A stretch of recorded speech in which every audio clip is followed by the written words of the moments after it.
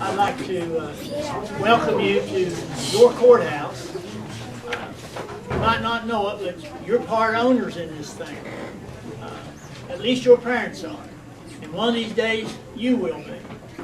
The courthouse is a public's house. It belongs to the people of the county. And the people who work here really work for you, work for the people of the county. And we need to request each of you all, even you little guys, you little cute ones. I like this redhead one here.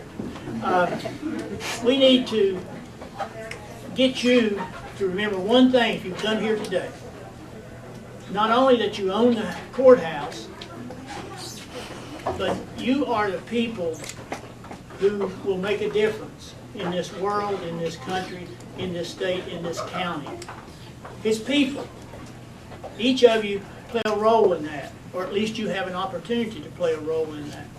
And I encourage you, Mr. Ramey encourages everyone, encourages you to just try to remember when you're at school, you've got a responsibility. Sometimes you might be a class officer, you may be into some other sports program, whatever it is, the role that you choose, give it your best, but do it with honor and do it with all the competitions within your body.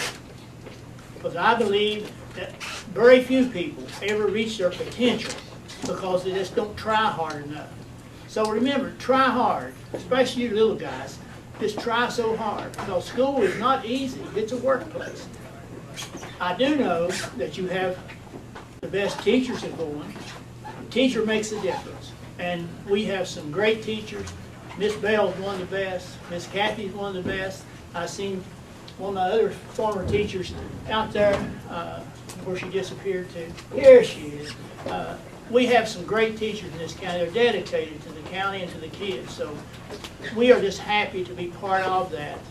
And we do want to be partners with the school system as a commission, because we believe that's part of our responsibility, is to encourage and support the school system so that kids like you have a chance.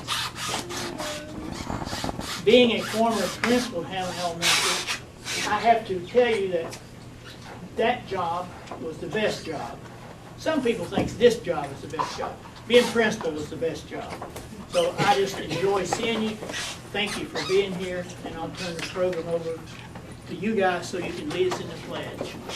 Everyone please stand with me. Leading the pledge this morning is Miss Bell's kindergarten class. I pledge allegiance to the flag of the United States of America and to the republic for which it stands, one nation, under God, indivisible, with liberty and justice for all. Thank you all.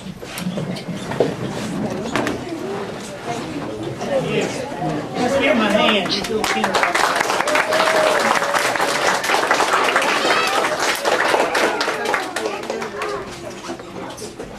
Thank you very much. You did a great job.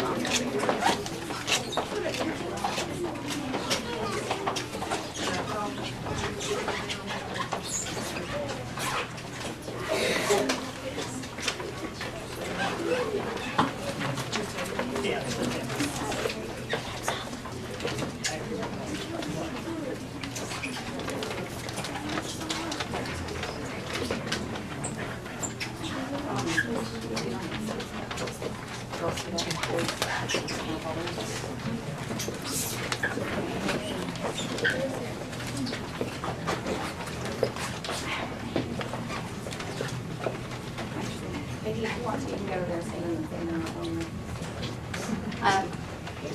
You have, Good idea. what you have in front of you here is one of the 7th grade classes at Hamlin Middle School, and Miss Katie Woodall, who's in 8th grade, and she's going to be signing the song "America the Beautiful" as they sing. So if you don't, just step, is there? Yes, you can there step up so they can see You you. can step up one more.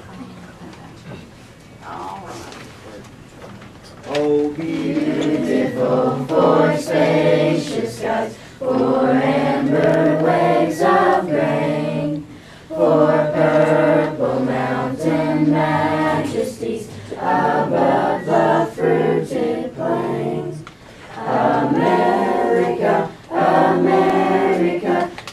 shed his grace on me, and crown thy good with brotherhood from sea to shining sea.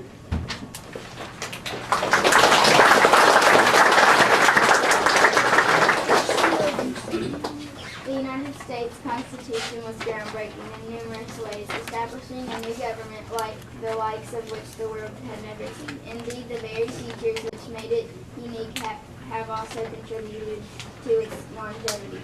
These features also define the framework of American government and politics, establishing the United States of America, its national government, and outlining the relationships between that government, the people, and the states. The most significant features of the U.S. Constitution are the establishment of the rules of law, the creation of a federal system with a supreme national government, the separation of a governmental powers into three branches that check and balance each other, its flexibility, and the establishment of a republican form of government. The Constitution is considered the supreme law of land, both because of its content and because of its authority. It was delivered from the people. The concept and ideas of the Constitution are the higher law in the United States of America, things which a government cannot create or destroy. Among these concepts and ideas is the notion that people are sovereign and that legitimate governments must be based on popular consent.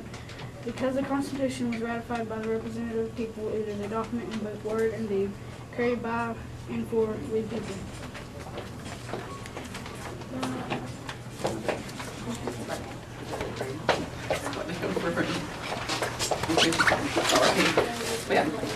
And now the fifth grade, Ms. Bastion and Ms. Nicole's classes are going to recite the preamble of the Constitution.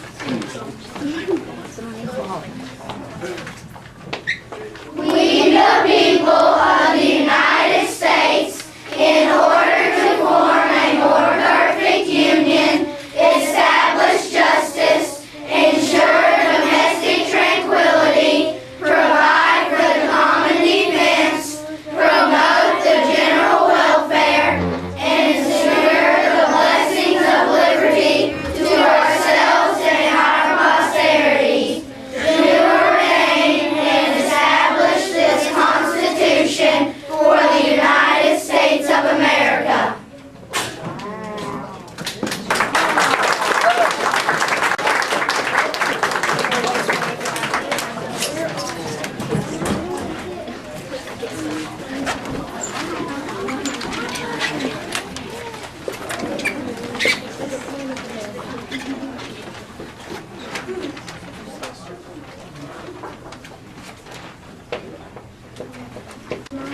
Country, 'tis of thee, sweet land of liberty, of thee I sing.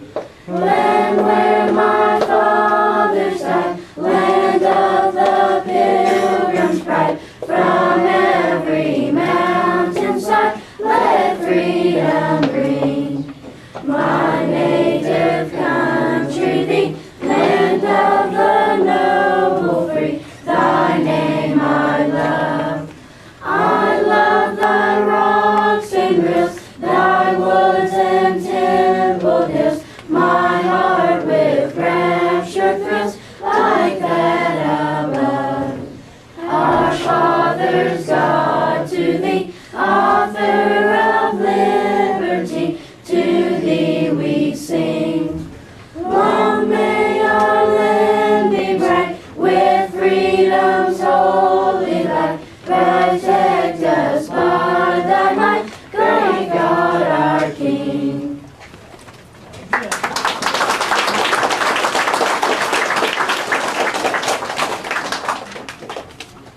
On behalf of the staff and students of Hamlin PK, thank you for having us and happy Constitution Day. Thank you all. You make me even more proud to be in Lincoln County. You guys are good. And especially, I didn't expect the boys to sing so loud, but they did at school. Thank you.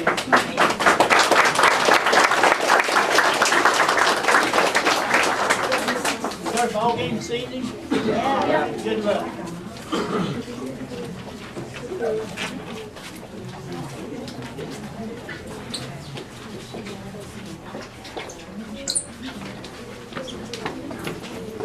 And Miss McCullough, standing in the door as a teacher, we've adopted her in Lincoln County. She's been here almost her whole life, I think. 27 years? 27 years. She does a great job. Hey, guys.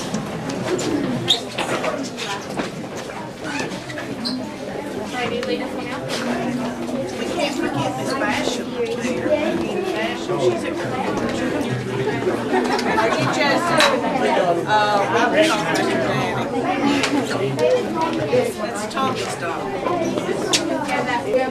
Thank you very much.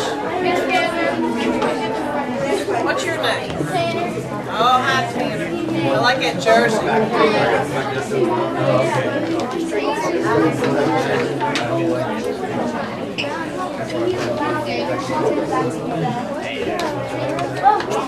I know it's good.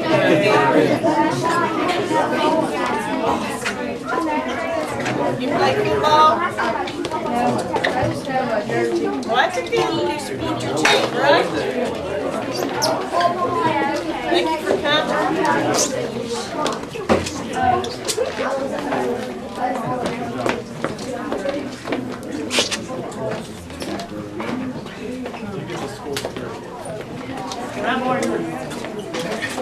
Yeah, but maybe they're not today. Nice meeting you. Nice meeting you. Nice meeting you. Thank you for coming. You're trying to get my job.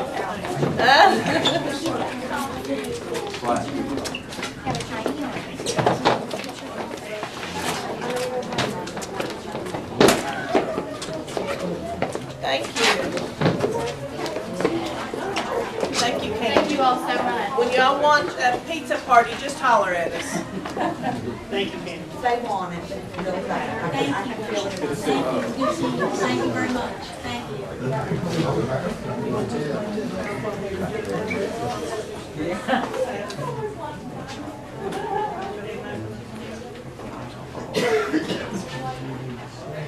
This session of the Lincoln County Commission on September the 15th, 2011, at 10 a.m. or soon thereafter is now called to order. Members present, Donald Seawick, Clerk, Charles McCann, President, Thomas Ramey, Commissioner. First thing on the agenda, I need a motion to approve the minutes of the regular session of the Lincoln County Commission meeting that was held on July 14th, 2011 at 6 p.m., August the 3rd, 2011 at 6 p.m., and September the 1st, 2011 at 6 p.m. So moved. Second, motion second, and all yes vote, motion carries. As you can absorb the now, we across the country with the Association of Counties take a special focus today and really celebrate Constitutional Day. And something similar to this is going on across the whole United States this week. And we felt like it would be good to, with Judy's work, have all these kids here. I think she's trying to give me a message that she needs a bigger space, but we're just happy to really be part of having a school system. As I said in the remarks earlier, you know, they are our future. They're what we hope for. So it's just great to be part of that. So we just felt like we need to do something special, and this is how we chose it. Thank you all for being patient with us. And anybody wants to come back up on the front row, they're welcome. Okay, next thing on the agenda is Jim Boggs with Region 2 Planning and Development. Welcome, Jim. Thank you. It's up back to follow. I'm just going to come right out here. Yeah. Just make it easier to get your signature stuff. Judy, there's your copy of everything. Thank you.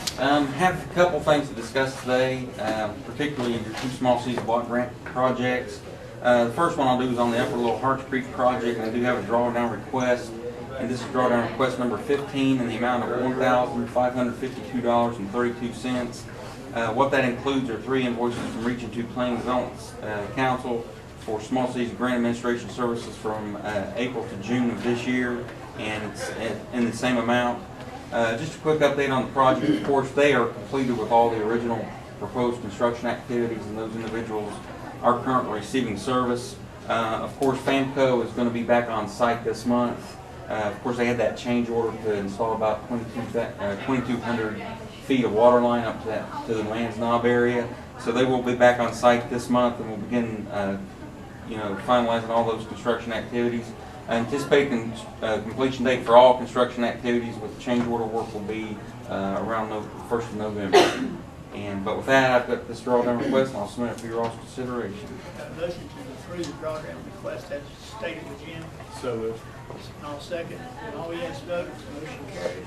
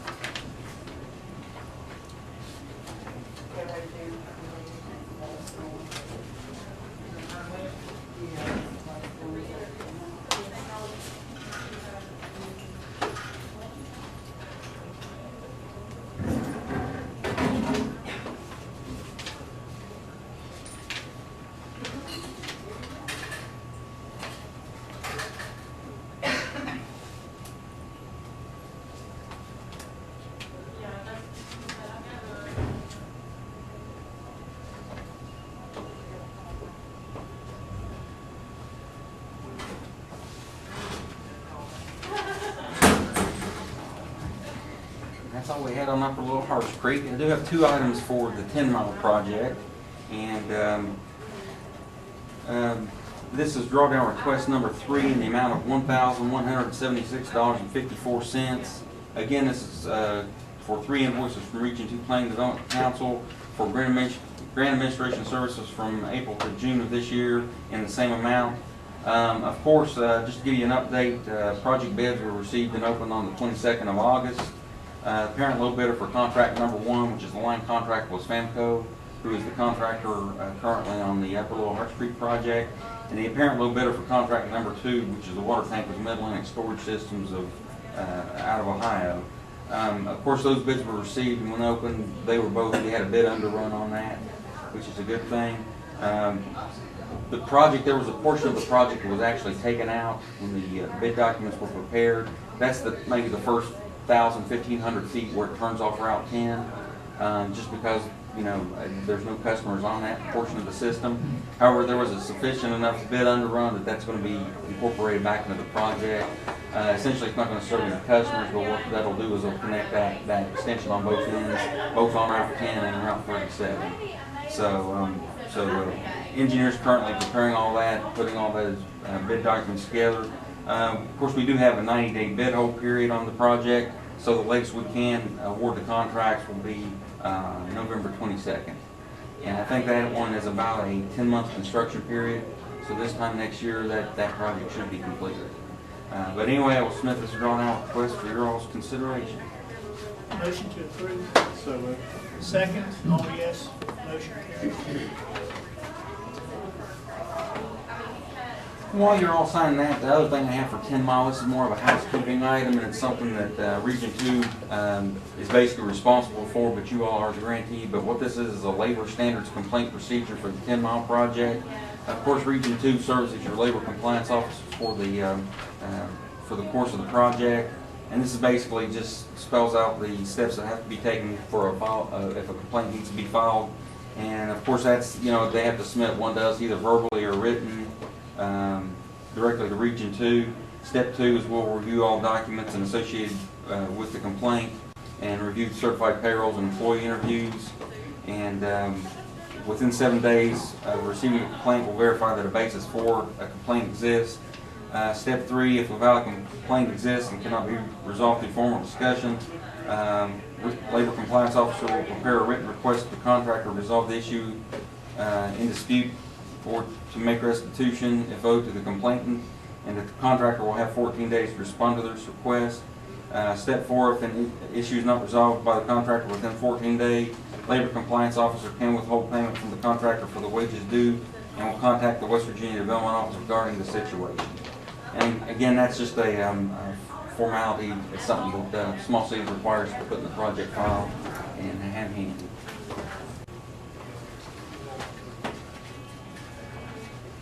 I think I'll entertain a motion to adopt this agreement, this procedure for Dwayne. So moved. Second.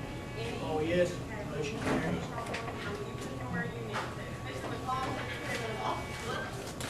On a different matter, of course, we submitted an application for you all back in March for the Big Harps Water Project. We anticipate they'll make some sort of announcements on small city block grants for this year's allocation. I heard they may do that as early as before the end of the month. So we'll just keep our fingers crossed. And I don't know if you have heard anything. No, but I kept thinking before October there should be something. Yeah, so we're kind of sitting on edge. We expect they'll make those determinations here before the end of the month. So hopefully we'll get some good news on that front. Anything we need to do to help on that? Not really. I don't think so. I think the determinations have been made. It's just a matter of them actually making a formal announcement on those. So, but that's all we had today. Appreciate it. All right, thank you very much. Next thing on the agenda is Ron Owen and Tim Card, which Tim's not here, D.L. Robinson, on the bid tabulation from the UW facility. Welcome, Ron.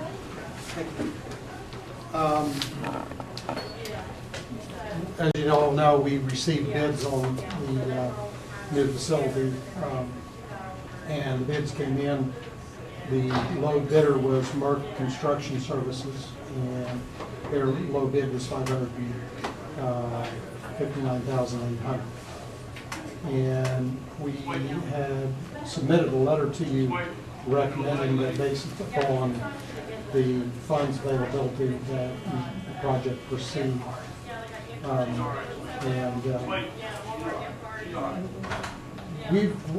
Robinson has worked with this contractor, and we don't find any reason not to go ahead and proceed with the project.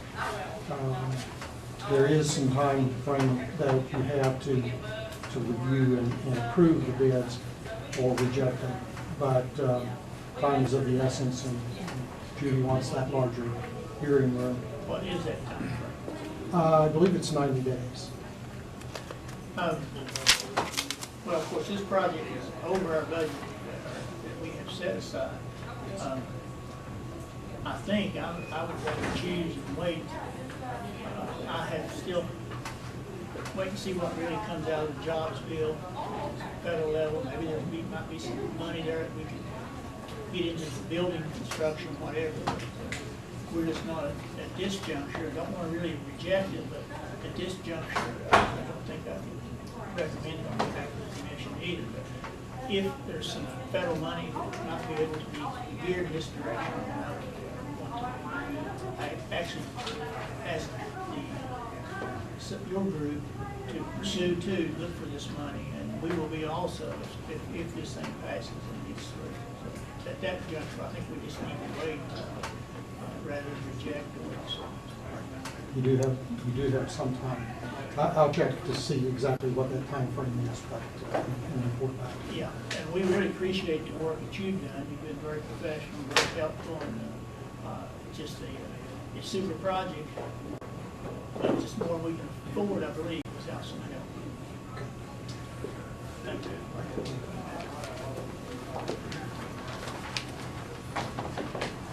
Next thing on the agenda is a hearing on the estate of James Willard Church. Welcome. Just let the other party come forward here.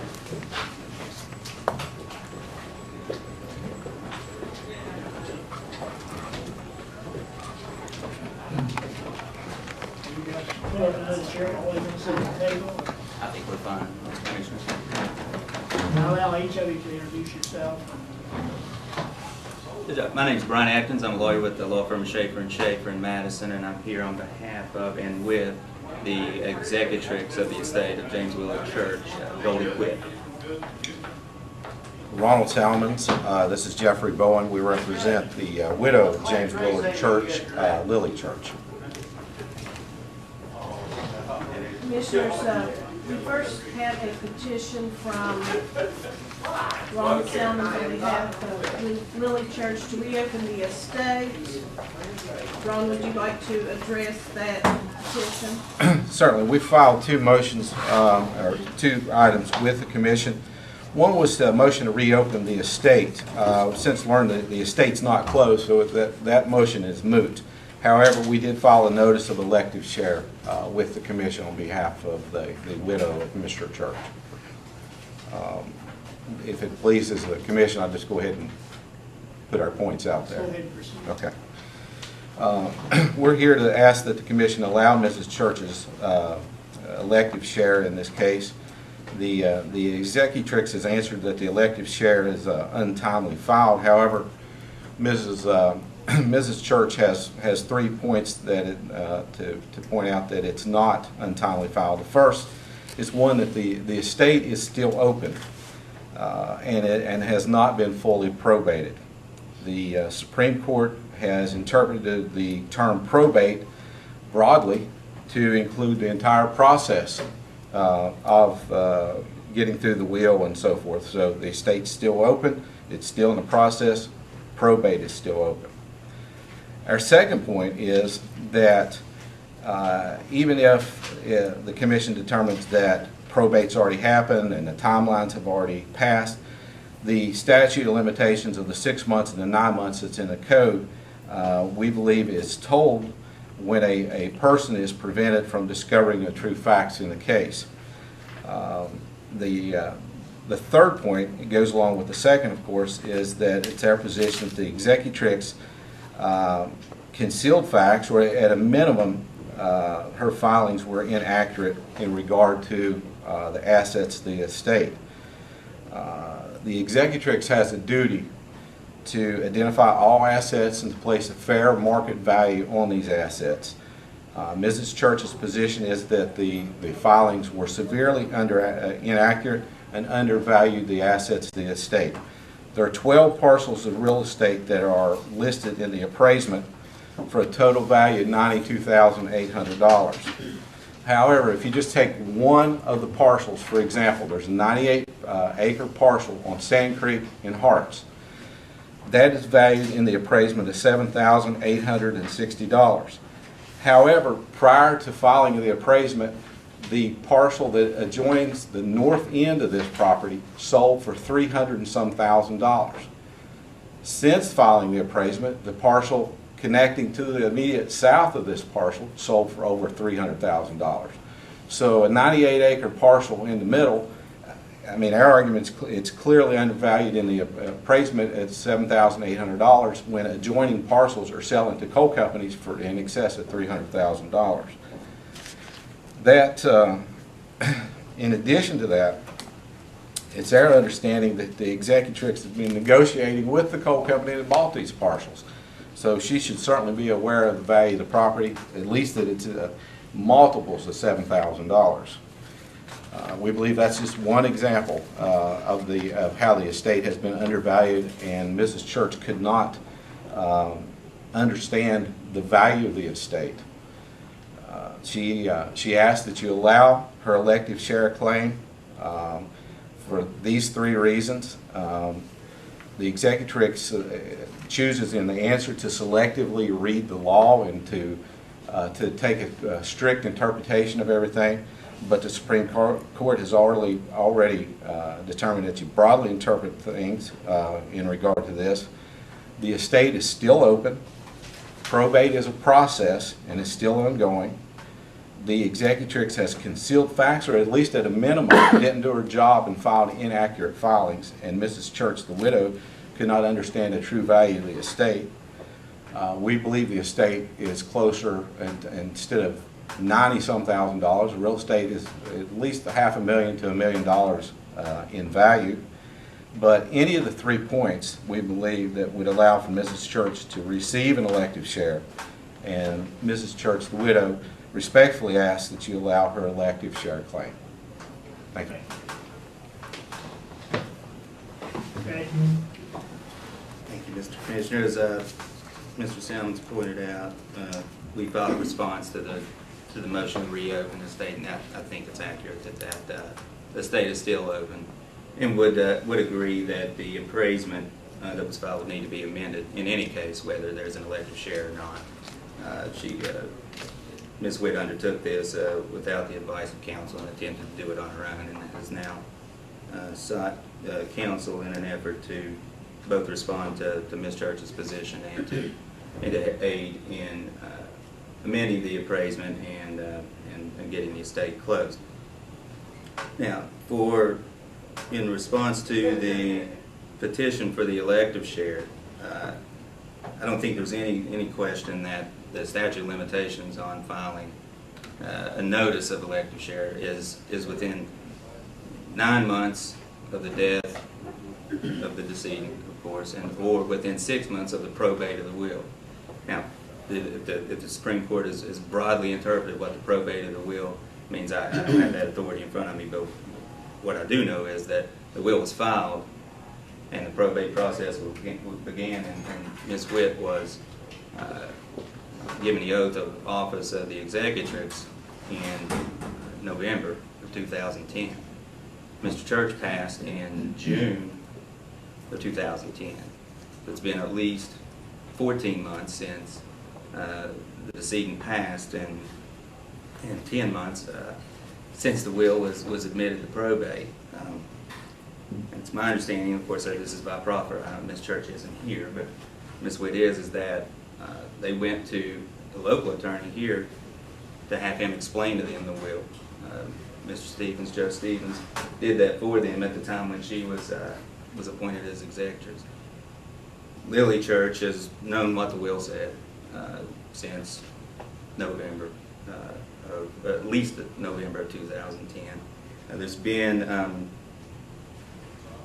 no notice to the executrix, no notice to any of the interested parties until August of 2011. The notice that was sent, it was forwarded to Ms. Witt and her brother. However, there are several different interested parties who are named in James Willard Church's will who did not receive notice of the elective share, which is mandated by the code. If you want to reclaim an estate, that not only does the executrix get notice, but any interested party gets notice and an opportunity to be heard on the petitioner's notice of elective share. But even notwithstanding the fact that everyone wasn't noticed, the statute of limitations are set for a reason, and that reason is to give notice to folks that there's a claim out there. They don't receive notice and they proceed on. In civil action, personal injury, you have 2 years to file your action. 2 years and 1 day doesn't cut it. Whether you're still treating with a physician or whatever the circumstances may be, you have 2 years to file that claim. Same goes for the statute of limitations set forth in West Virginia Code 4234. 9 months from the death, or 9 months from the death, 6 months from the probate of the will, or well beyond that. And in deference to the petitioner here, that the appraisement does need to be amended. Some of those values, and obviously she is aware of, although she claims that she wasn't aware of what the value of these things were. The appraisement, I think, went by the assessed value. That's what Ms. Witt followed. But she must be aware that there are properties selling around this property for hundreds of thousands of dollars, according to Mr. Salmons. And I think that Ms. Witt, the executrix, has been contacted by some landowners or coal companies that are interested in the property, but there's not been any serious discussions about what they'd be willing to pay for a property that's assessed at $7,000. So she was aware of what Mr. Church owned. The will was signed after they were married. I actually, just to give you a kind of a background of my investigation, I looked for Jim Walker, who actually prepared the will for Mr. Church.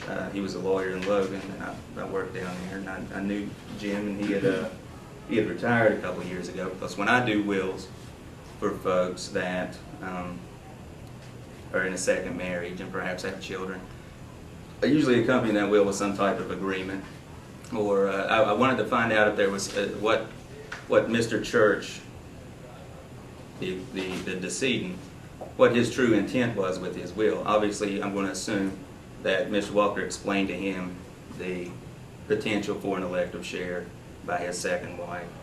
And I wasn't able to track down. I know I found him in Florida somewhere, but I haven't been able to speak to him to see if he had a file on this, to see if there was some type of agreement. What I'll do is I'll bring folks in, sit them down, explain it to them. Sometimes they'll agree. What was his before we got married should go to his children and grandchildren. What we acquired since we, and what was mine before we got married should go to my children. And what we acquired, we work that out as to how that's distributed, and I do a little contract to go along with my wills to set forth those points.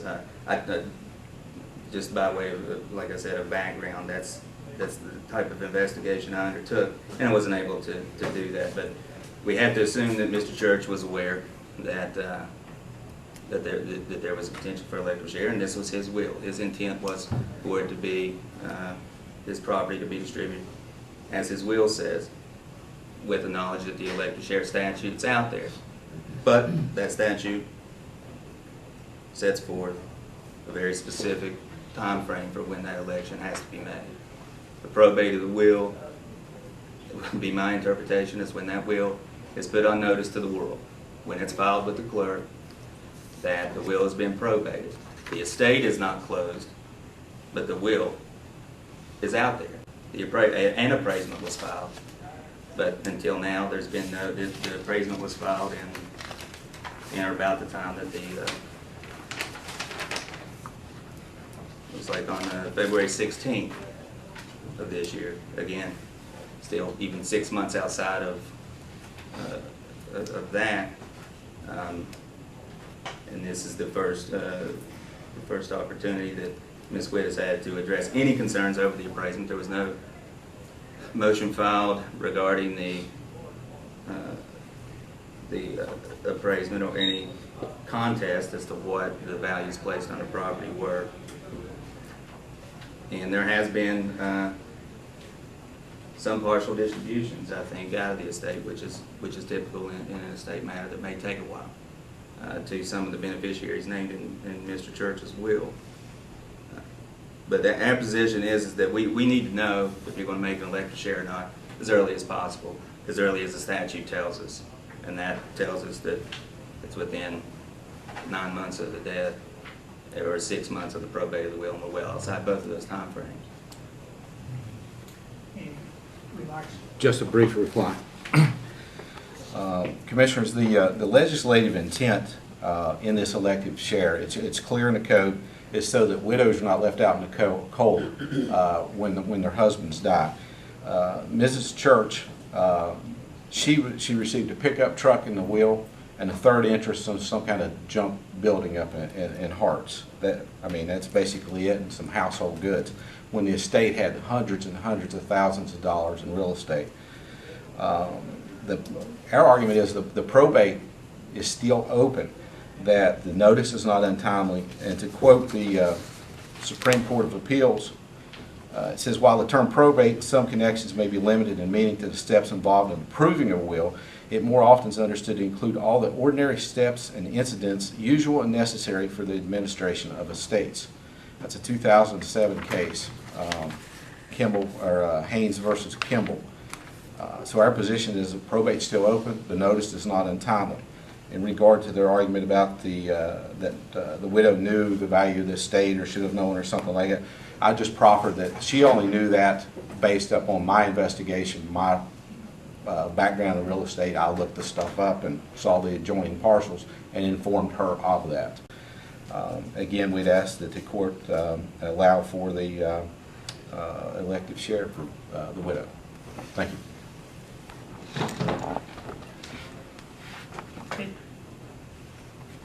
We say here as commissioners, certainly lay people, these kind of questions, what keeps lawyers in business, I suspect.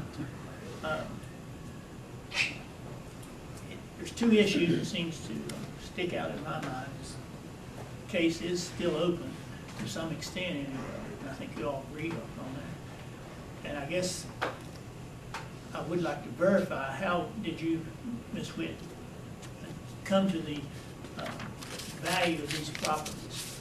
Just from this assessment from the tax. Right. So you had no, you did not, But in November, no, I had not been contacted by anyone and did you even think about about the asking value of the money. having an appraiser to come in and look at all these properties? Well, I didn't think there would be any issue because Lily and Dad made the will together. She was with him. I never anticipated any problems whatsoever. Dad asked me, do you want to read the will? I said, no, I don't want to read it, just whatever you want is fine with me. And he said, well, basically, anything that I acquired before I married Lily will stay with my first family. And anything I acquire after my marriage with Lily will go to Lily and her family. And then after Dad died, we did go to the lawyer, and he read the will to us. I had no idea this property was going to be hundreds of thousands of dollars. I just went by the assessed value, and it was my ignorance. Well, and she has profited from the marriage. She's not destitute. She did get a van. She got a home. She got increased monthly income. She got excellent medical care. And she got the income from Dad from 10 years, which I would say would be, just from my estimation, would be she has about $200,000 either in investments or savings since she married him. That's all well and good. My concern is, has the proper procedures been followed? Has the law been followed? And, one hand, I think it has. The other hand, I think no. It's still open, so things aren't as tied up as well as they should be. I think I'm at the crossroads of whether to reopen or give you all the choice to take it to circuit court.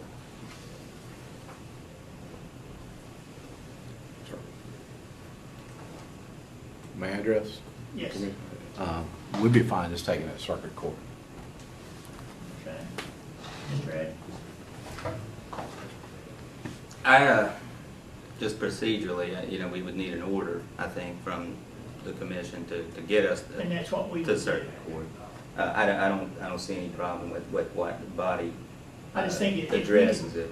If we need a clearer legal analysis that perhaps you're not comfortable with doing, then that would be fine with us. We'd be happy with that as well. Well, I guess I was thinking that would streamline it, because whatever we do here, of course, is always subject to appeal to the circuit court, so my opinion is, why don't we go there now? So I'd entertain a motion to refer this case to the circuit court of Lincoln County. So moved. Second, all yes. Motion carried. We'll prepare an order and have it out, hopefully by tomorrow. Thank you all. Thank you very much.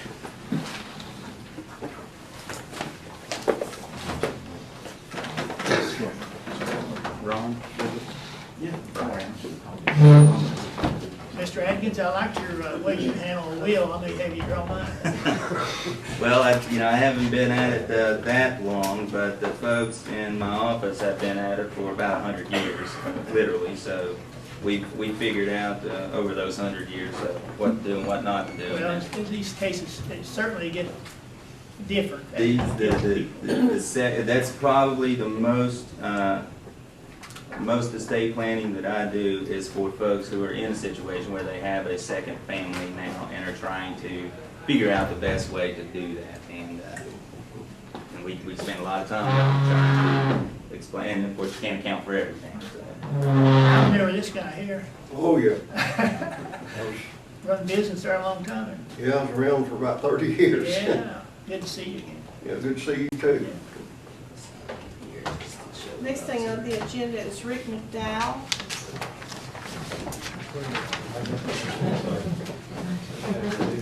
Come on down. Stuck in the back.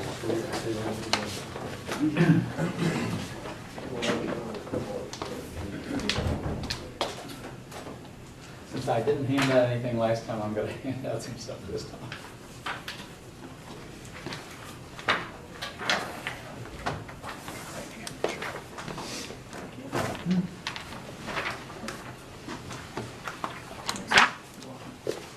he gets ready, just comment, reading some notes from emails I received as a copy due to some things that Rick had done at a higher level with people, basically everyone that I received a copy on.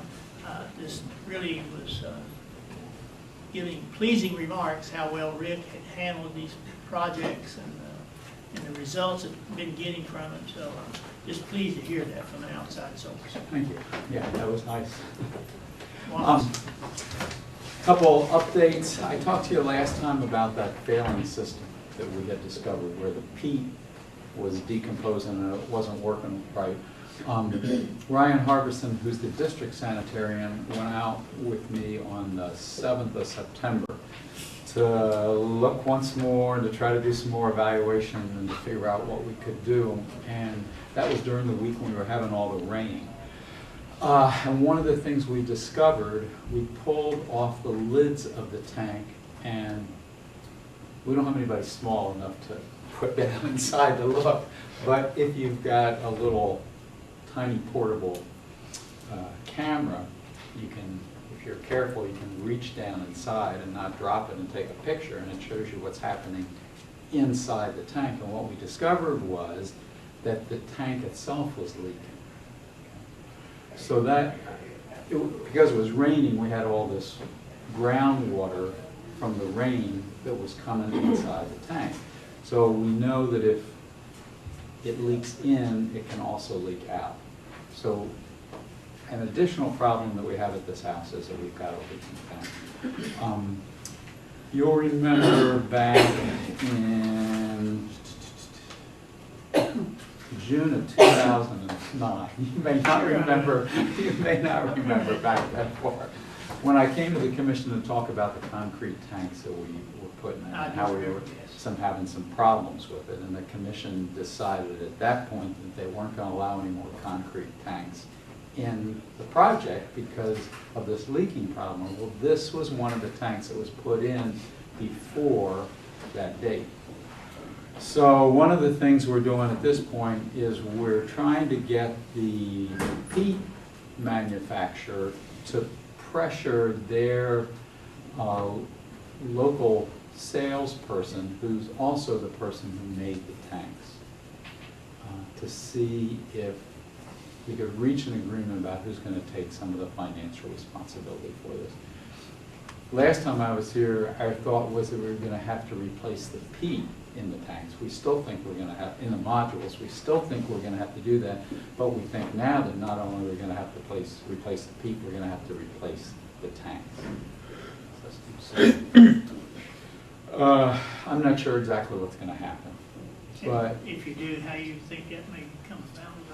You got some ideas? Well, I'm not sure that I have any ideas that are fully formed enough, but one of them would be that we've put in a lot of peat systems in this project, and one of the things that we know is happening nationally is that these manufacturers are not selling to homeowners because the economy is so bad that really their bread and butter anymore are projects like ours that have federal funds so they can put these projects in. So my hope is that Ford Nimona / Anua, that's their new name, would sort of push up against their salesperson, who's the person who manufactured the tank, to try to get that company to take some responsibility for this. It seems like a logical approach. It does seem like a logic, but we found logic doesn't always work in the project. So that's where we are with that. One of the issues is how long is it going to, because this is we have all these corporations that are working on it. I don't know how long this is going to take, but we're going to continue trying to solve it as quick as we can because we've got this system now that is sort of the worst case scenario. It's not working at all, so it's a direct shot from the house through the septic tanks into the creek. So it could be worse off than we were before we got in. It could be worse off than before we got in, exactly. One of the things I may ask the commission to consider, not at this point, but a little further down the line, back in June '09, one of the things I think you asked President McCann was, should we ban Clark tanks from the county? And at that point I said, no, I just think we ought to ban them from the project. It might be that we need to consider, not at this point, but down the line a little, saying that we just can't have these concrete tanks in the county. And I still agree with that whole. Yeah. Well, I went back and looked, and you've got one of the attachments. There are 13 of these there are 13 locations from phase 1 that have these tanks in them. Almost everyone has 2 tanks, a pump tank and a septic tank, where we've got these concrete tanks where we have the potential that they could be leaking. We haven't gone inside to check all of them, but we may start doing it. I don't know. And of course, that's only this project. I'm not sure how many other people in Lincoln County have these concrete tanks that we all assume work right, but we don't know. But Do you think at some juncture gets to be a mass problem that maybe the Attorney General's office should be contacted about? maybe. Really, I mean, I if know. you're not selling a product that meets standards, Yep. there's an issue there as far as I'm concerned. I'm not sure what the guarantee on these products is. Typically, in our project, it's been a 2-year kind of, we expect things to last for 2 years. That's what the warranty is. I don't know whether they're gonna say 2 years is up, man, you know. But I don't know. But I will continue bringing information to you on that. Another thing that's happened is I've engaged a high school student, Alan Ashworth, from the county high school. He's a senior, to help on a part-time basis doing sampling. He would do sampling of the direct discharge from the tributary. This is dealing with a personnel kind of thing. So it would be my recommendation that we would go ahead and hire him at this rate of pay. My guess is he'd probably be working 5 to 8 hours a week. So it's not, it's a small part-time job, but he would go out, once he figures out where all the houses are and all the locations are in the watershed, he'd actually go out on his own and take these samples and take them to the lab. Right now we're going out together and he's learning the protocol and the procedures and seems to be doing fine. Is there any special paperwork that we need to do as far as having somebody working and still in school? I've submitted some stuff to the administration at the high school. It would not be exactly a work study kind of program, but it would be like a work study. And what they've done is they've asked all of his afternoon teachers if it's all right for him to miss, maybe once a week to do this, and they've all signed off that yes, he has their permission. Once we employ him on an hourly rate, he'd be under our protection or workers' comp. Yes, we'd be paying into all those things. I would offer a motion to hire Alan Ashworth for a part-time basis of 5 to 8 hours a week for $10 per hour. Second motion, all yes, motion carries. The other thing I wanted to share with you, in trying to find some more people to help with this project, I sent out requests to professors at WVU and this is just personnel stuff, and Marshall, talking about this being an opportunity for somebody who was graduating and or an opportunity for somebody who was majoring in something related to environmental sciences where they could do some research. And this young woman from WVU has expressed some interest in the project. She's got a more solid background than I do in environmental kinds of things.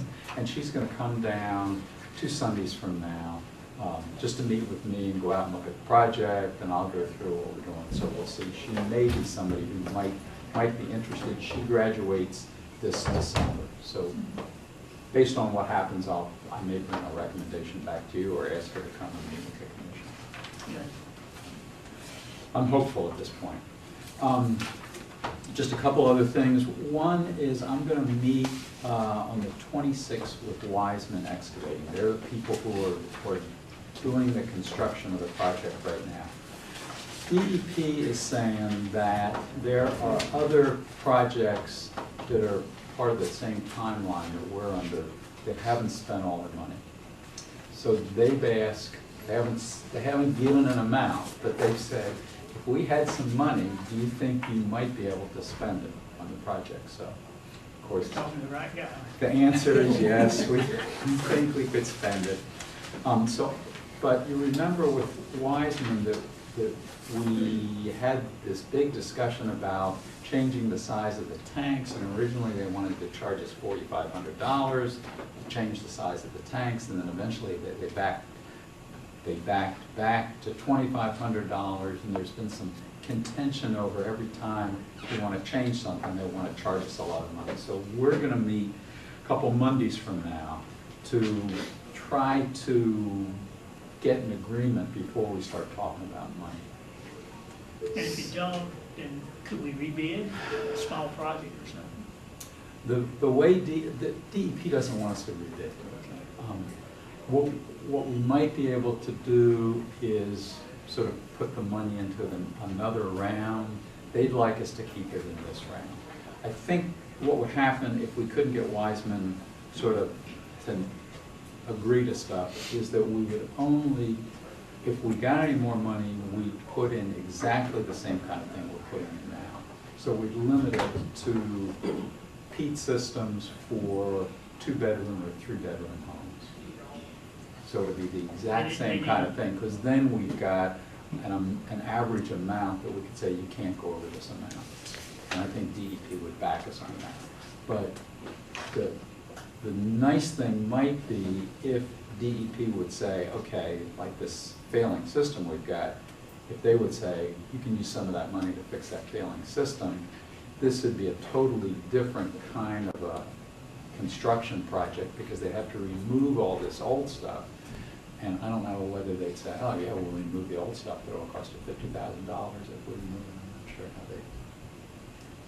they... Have your talk. I'll try to bring you something based on that. On a positive note, you've got some direct discharge samples.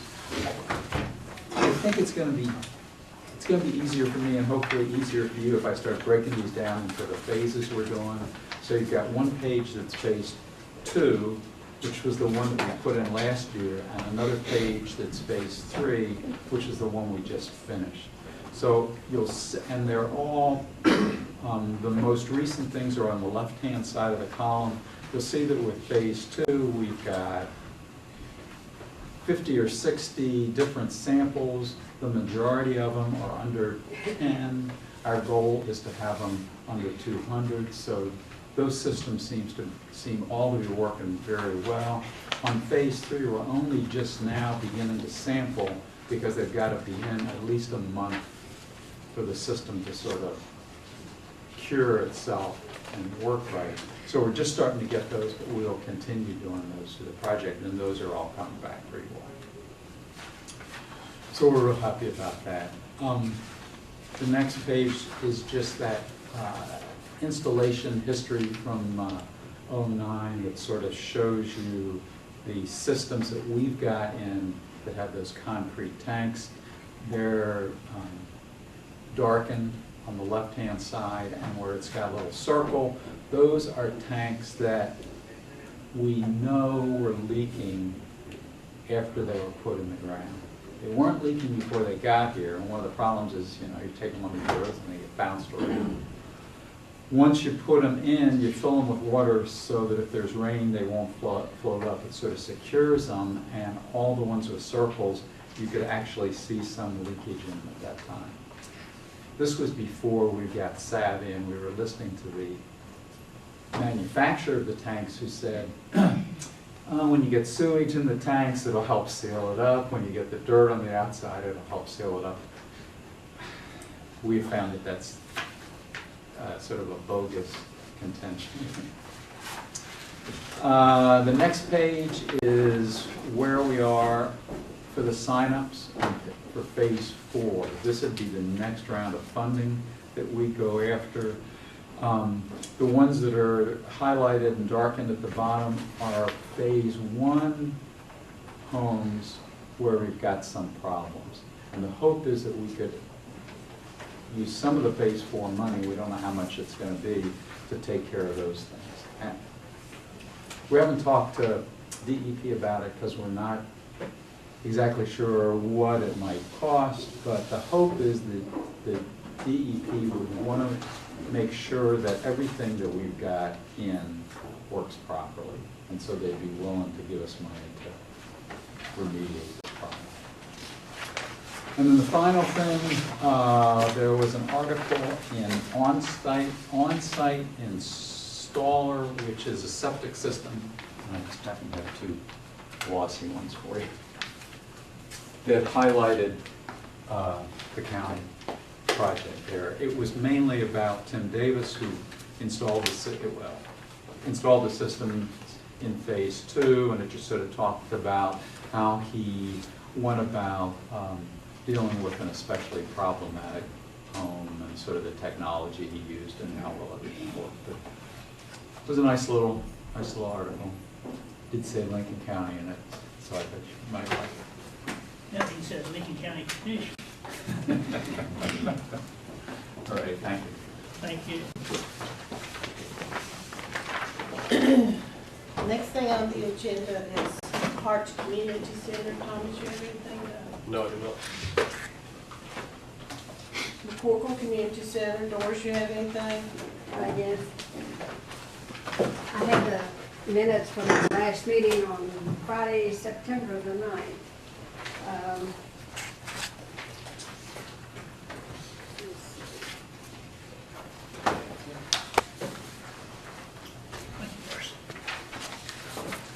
We're kind of passing out those,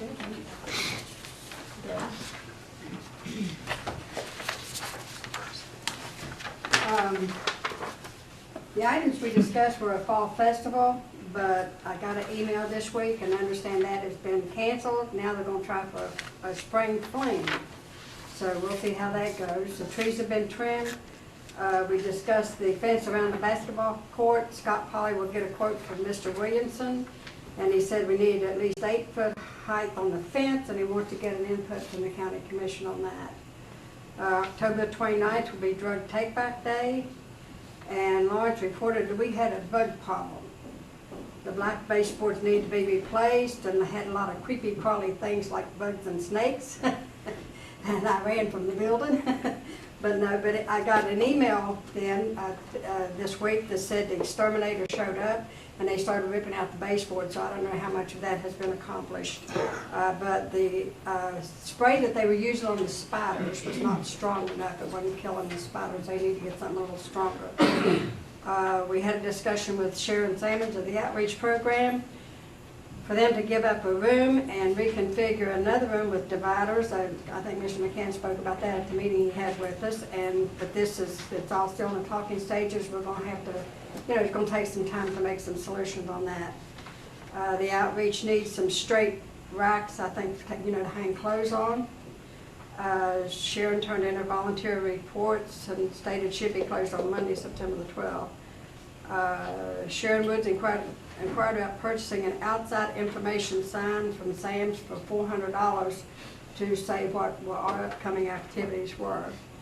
And that was it, and our next meeting is October the 7th. Thank you. Any questions?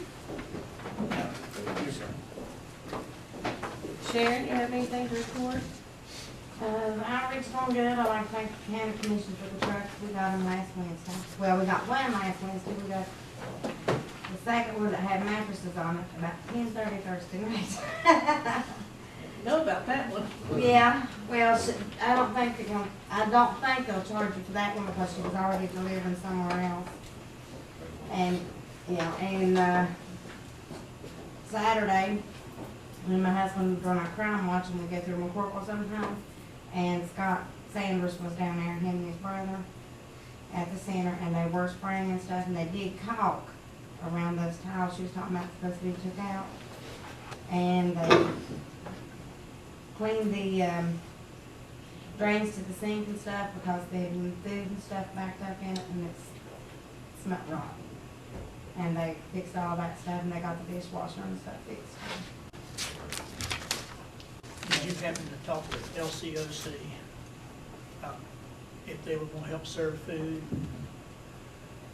I did, but You forgot? no, I talked to Dwight. I talked to Dwight about it. I haven't talked to LCS, I talked to Dwight about it. We were trying to find out who was responsible for serving food and those kind of things, so we're. And he said anytime the sink, the kitchen was used, like the hot dog sale, stuff like that, they had to make sure they run enough water to clean them tracks out, because that's what's stinking. And he poured bleach down, cleaned them out. And I told Judy Allen that yesterday.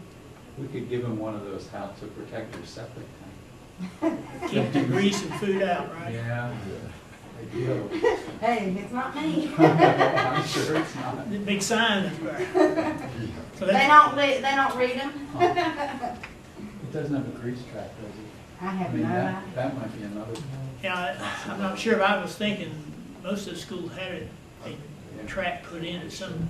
And he said the trap on the floor, he haven't even had to put bleach in it and stuff and clean it out because it was bad. And I'm still evaluating from the meeting we had out there as to what the community center should look like, as to whether we have a board that runs public stuff or whether we focus on the two things that we did in the past as far as outreach and crime watch. At some juncture, I hope to reach a decision on that, but I'm not sure yet. As I stated before, the needs are greater than the space we have available, I think, in order to make things work. So we'll see. If you needed some more, if the sink keeps giving you problems, I would think maybe Ryan, our district sanitarian, would be willing to go out and just take a look and make some recommendations. Yeah, that might be helpful. That probably would. Because, serving the public, we have to meet a higher standard, so. And we do have food being not, made there, prepared there, but being served there.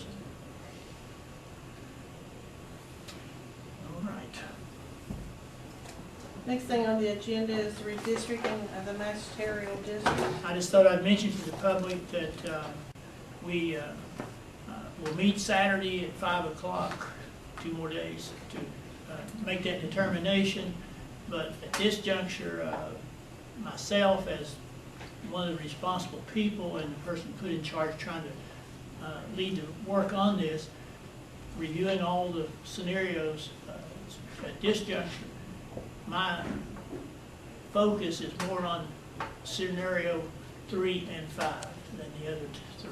So we'll, of course, discuss that Saturday, and a recommendation will come forward.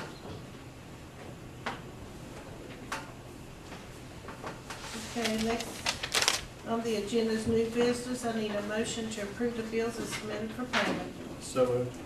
Second, motion clear the, to approve the bills. All yes, motion carries. I need a motion to approve the appointments, wills, and settlements as submitted by Donald T. River Clerk. So moved. Second, motion second, all yes, motion carries. I need a motion to approve the appointment study vacation of the Lincoln County Commission by Donald C. River Clerk. So moved. Motion second, all yes, motion carries.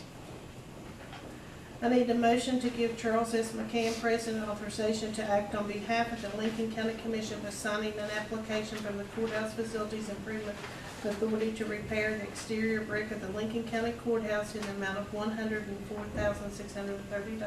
So moved. Second, the motion second, all yes, motion carries. I need a motion, you want to talk about this first, or you just go ahead with the motion? Go ahead. I need a motion to approve a luncheon for the volunteers who help the Lincoln County Commission and the residents of Lincoln County through various activities throughout the year. So moved. Second, the motion and second, all yes. What we're hoping, we've discussed that we are so pleased as a commission to have so many different people involved in doing so many different things for the county on their own time. And we just thought maybe some way we should express our appreciation for that, knowing that the people who are doing it because of the goodness of their heart and the love for the county.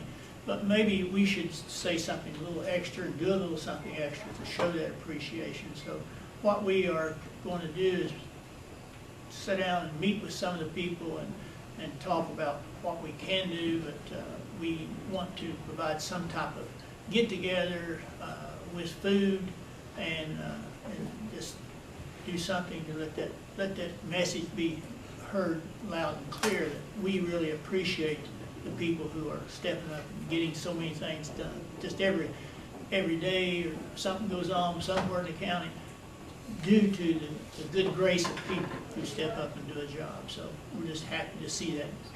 We want to extend our appreciation for that. Okay, I need a motion to reopen the estate of Ernie Ray Justice Sr. for the sole purpose of signing a title for a 1969 Star boat. So moved.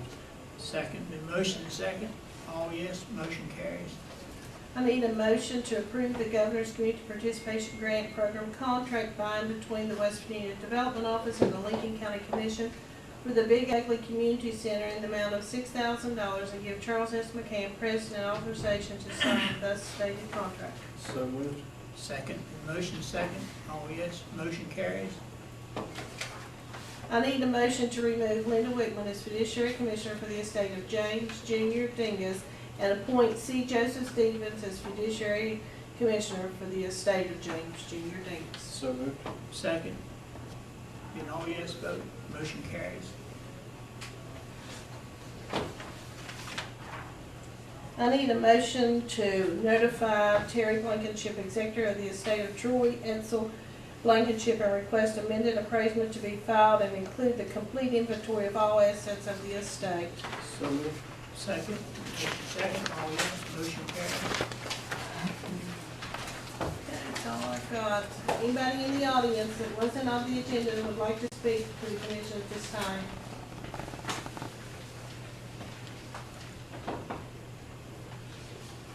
You are a nice bunch. Okay, commission concern. Ramey? I have just a couple different issues I've been working on. On September the 8th, I met here in this room with Administrator Johnson and architects and engineers for the bid opening for the proposed commission building. And as we heard earlier, the bids were higher than we expected, which puts it out of budget at this point. So we're going to wait to see what happens in Washington to see if money's freed up.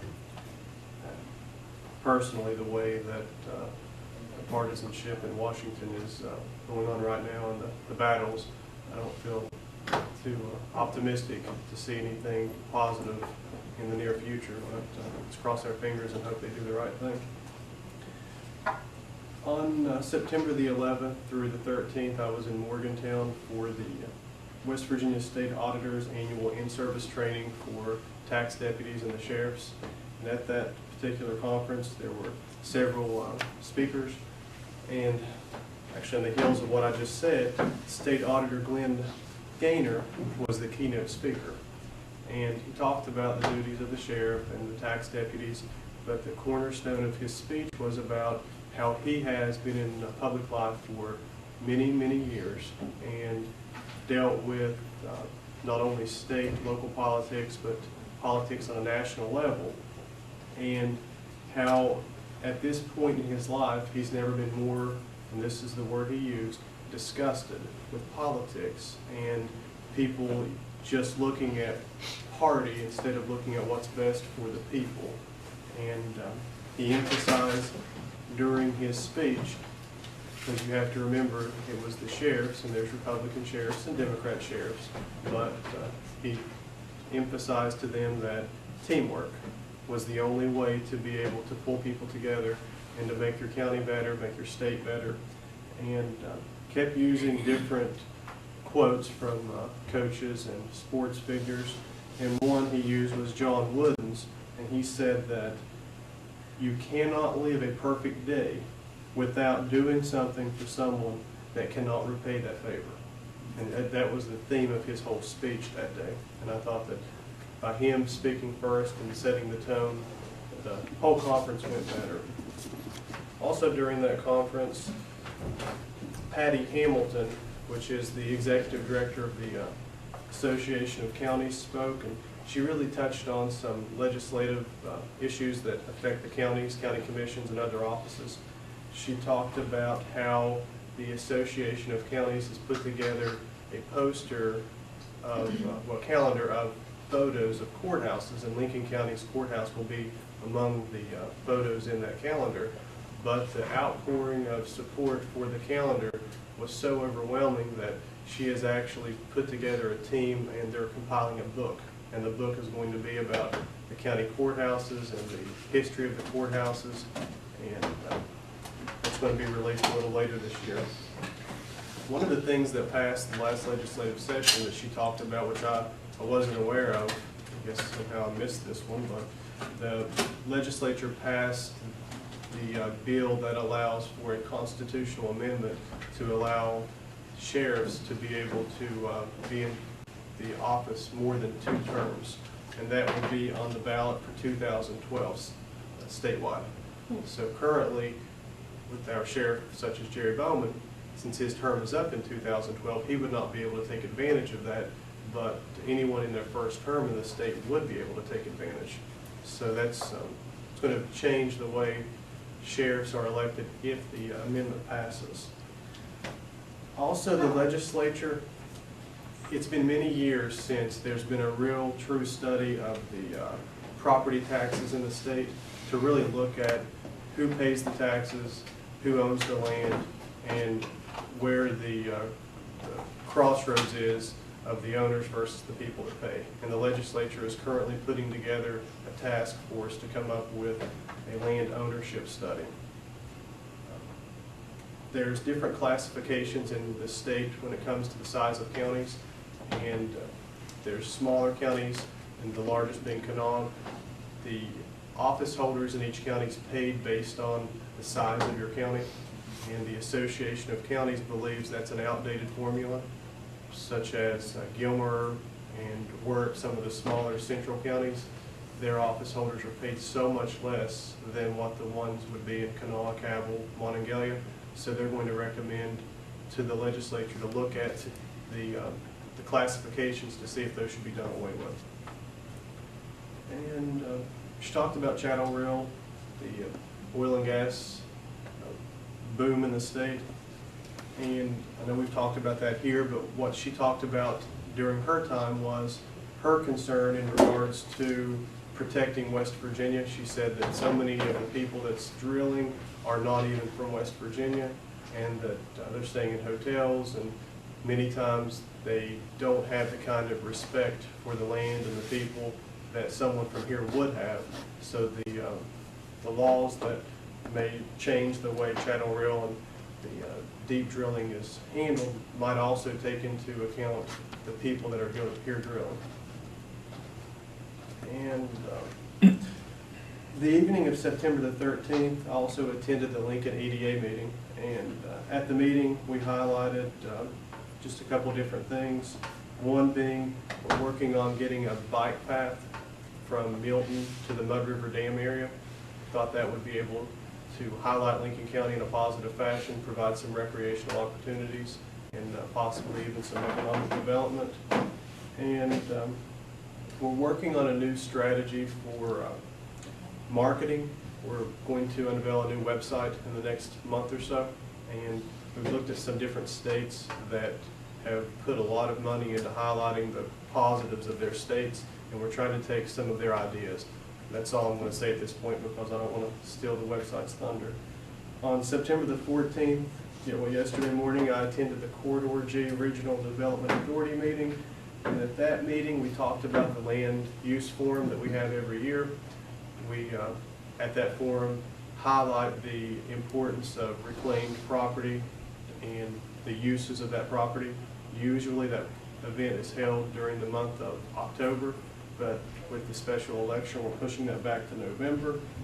And we're going to be more involved with regional trade shows to talk about what the region has to offer, not only with jobs, but also with recreation. And some of the things that we're going to do is, we believe that this area is a hidden gem most people don't know about. And some business owners that attended yesterday talked about how so many of the industries in southern West Virginia that may not be coal industry but related to the industry, they cannot find employees.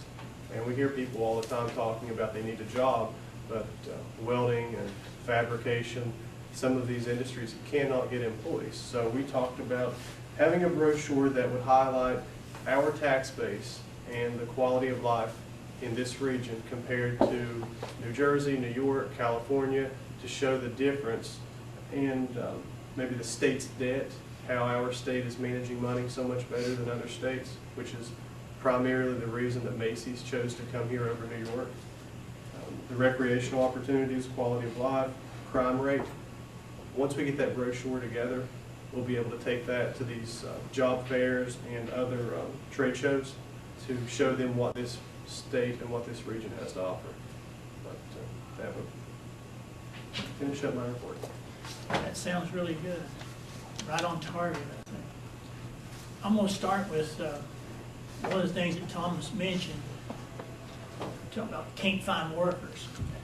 I did have the opportunity, September the 7th, to meet with Superintendent Lucas, Assistant Superintendent Midkiff, and Dallas Blankenship, I think a former educator they have employed on contract basis to do some work and for the county. And I believe what the county is discussing is worthy of discussing. And in this meeting I had with them, we were talking about not only what maybe I had thought about, but what would be good for the county as to new facilities in different places, and talking about a bond issue that might come up down the road that they would be moving in that direction. But in all this discussion, my concern was to them was, I believe that we need to do some things before we build any more schools. We need to build them, no doubt that we need the needs there. But my concern was with our new high school. I really don't believe that we're meeting the needs of the students and the people of the county, and this is what I expressed to them, was that we got a new school over there, and I'm very proud of it. Got a couple of granddaughters that go there. But I believe we have de-emphasized vocational education to the point that it's hurting people in this county. I'm one of these people who believe there's nothing wrong with hard work. There's nothing wrong with working with your hands. I think maybe it's therapeutic, maybe, but it seems that somewhere, State Department, somewhere in all this time that they've been in charge of Lincoln County, that they felt like the only thing that's good is a college education. And certainly I'm one of those people who believe the college education is very valuable if that's what you want. But it's not what you want, it never will be worth anything to you. And I expressed to them, why don't we talk about this more? And of course they said, well, we're aware of that, there's just not space.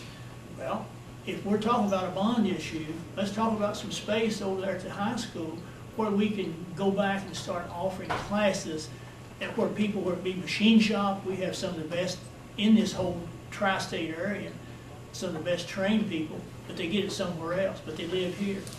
And we just need to look at those things that, what are the needs out there that we hear from EDA people, where are the jobs, where's the training needed, where it be in mines or whatever it might be. But we need to look at that, I believe, as a school system, but as a county itself. And of course, I'm probably, well, ain't no doubt about it, I'm prejudiced about the State Department being in here and trying to tell us how to run our county. I think that's just a good example of them not knowing or maybe not caring what needs to be for the benefit of Lincoln County.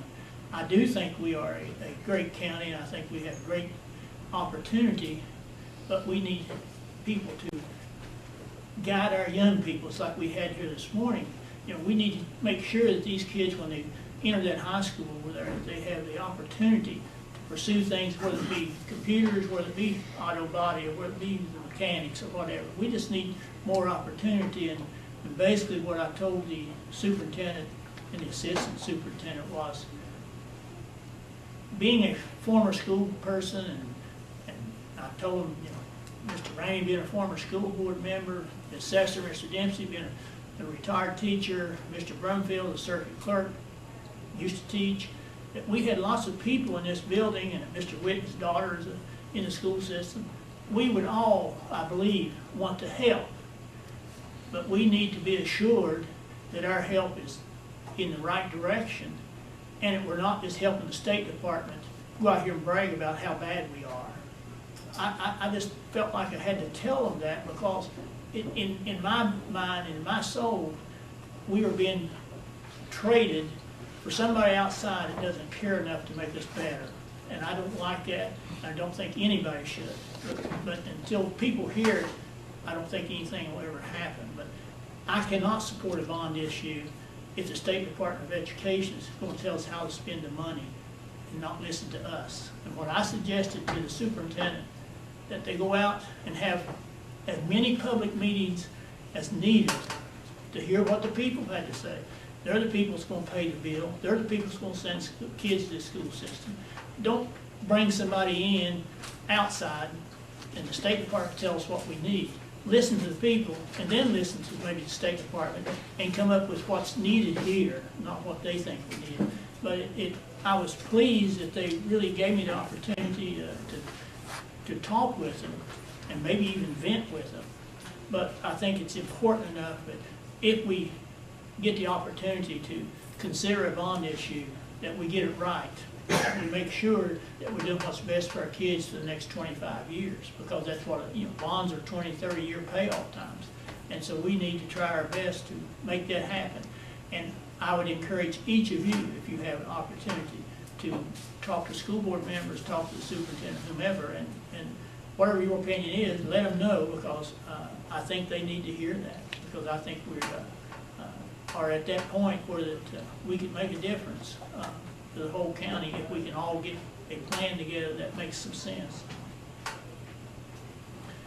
Also, during the month of September, I met with Mayor Gu from West Hamlin, and he had a couple issues. One, he will be to the commission at some joint time, maybe with his council over there, to request that we work with him concerning, I think I read in the paper, maybe the same issue, but at the intersection of 3 and 10, there's lots of trailers there of people who are trying to get business done, but they're unsightly, and he was concerned about that, as I am concerned about that we need to do something to clear that up, clean that up, and still maybe have business. Don't want to run any business out, but things could be better than what they are. And I assured him that I would be there to help him if something he needed, but I didn't want to interfere if not needed, but needed, we would certainly support that. And also, he was informing me that there's he may be here to ask for maybe an extension of his town limits, where that I think there's a new development going in, and maybe he's thinking of having that as an annexation of the town of West Hamlin. So he was just making me aware of that and wanting me to be able to know about it, that he may ask us to have an extension of their town limits once council approve it and they'd move in that direction. Spent a couple of days trying to, I guess, help get the shooting range ready, doing a lot of mowing up there, and trying to get things ready for our turkey shoot we had last Saturday. It's been Saturday up there with the people of the county, with Mr. Whitten here. I think he and I sort of adopted that. We're there every time, I think, trying to make that thing a lot of fun. And of course, Judy, she's the person who gets the honors of chopping the onions for the hot dogs. But we had a good time, and we got that thing done, and a lot of people showed up, and I think we got another good thing for Lincoln County. Just talked about the volunteers. Up there that day, we had Crime Watch people there. We had the Sheridan Bass Club people up there. We had ROTC up there helping us. So it just, again, that there's different things that happen in the county that people just support and work for and make it happen. It couldn't happen without it. So we're just happy to be involved in that. Mostly the part of the county that I'm happy to be part of is this thing we're going to do coming up. And any ideas that anyone could have of trying to support or thing we're going to do to recognize volunteers, I would be open for any suggestions that you may have how we might do that. I just think it's great that we have them, and I think it's great that we have the opportunity to do something for these people, although, you know, none of them want anything, I don't believe, other than self-satisfaction, doing what's good for their county. And as they see, you know, those needs, and the only part that I worry about is that I might overlook somebody. You know how that is. You get up to introduce people, and you forget the most important one or somebody. And I hope that as we make this list, that you'll feel free to look at it, add to, help us, because we want it to be a fun thing, but a thing that's good for our county. That's all I have. Anything else from anyone? Start listening, right? Okay. We entertain a motion to adjourn this meeting. So moved.